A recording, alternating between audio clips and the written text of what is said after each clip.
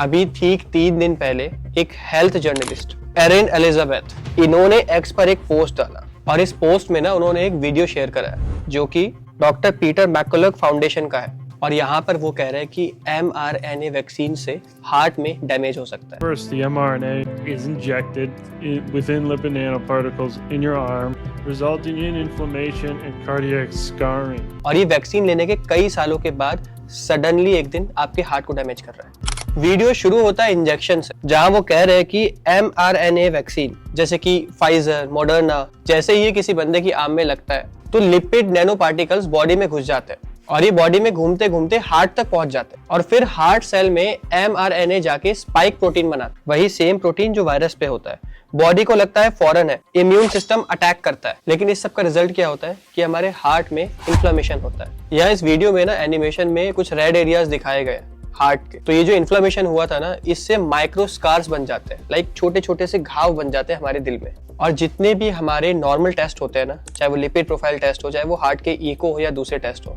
इस सब में ये स्कार्स कभी भी विजिबल नहीं होते, तो ये उन टेस्ट से बच जाता है। लाइक इन सब टेस्ट को कराने के बाद आपकी हार्ट रिपोर्ट एकदम नॉर्मल आएगी, लेकिन अंदर ही अंदर उसमें जख्म लगे हुए होंगे जो कि ये टेस्ट डिटेक्ट ही नहीं कर पाते। ये जो स्कार्स होते हैं ना, ये हार्ट के इलेक्ट्रिकल वायर्स को डिस्टर्ब कर देता है। नॉर्मल बीट ठीक, लेकिन सडनली इरेगुलर हो जाती है। और ये ट्रिगर कैसे होता है? हाई इंटेंसिटी वर्कआउट्स के टाइम पे, लाइक आप लोग कुछ एक्सरसाइज कर रहे हो, रनिंग कर रहे हो, कोई हैवी वर्क कर रहे हो, स्पोर्ट्स खेल रहे हो, या फिर जिस टाइम आप सोकर उठते हो उस टाइम भी, क्योंकि हमारी बॉडी स्लीप मोड से डायरेक्टली अपने डेली रूटीन में आती है, which is a major transformation for this body. इस मोमेंट पे हमारा एड्रेनलिन सबसे ज्यादा सर्ज होता है, लेकिन ऑटोप्सीज में मिला है एक स्पाइक प्रोटीन हार्ट में कई महीनों बाद, और इस सिंड्रोम को कोविड-19 वैक्सीन इंक्लूडेड कार्डियक अरेस्ट बोल रहे हैं।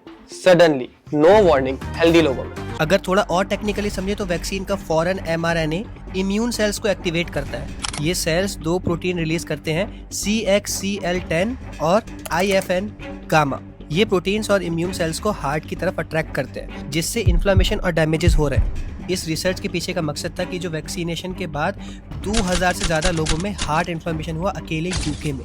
इंडिया में तो खैर ये नंबर बहुत ज़्यादा है। साइंटिस्ट बोल रहे हैं कि ये प्रॉब्लम दूसरी mRNA वैक्सीन में भी हो सकती है, लेकिन इन प्रोटीन्स को ब्लॉक करके रिस्क कम किया जा सकता है।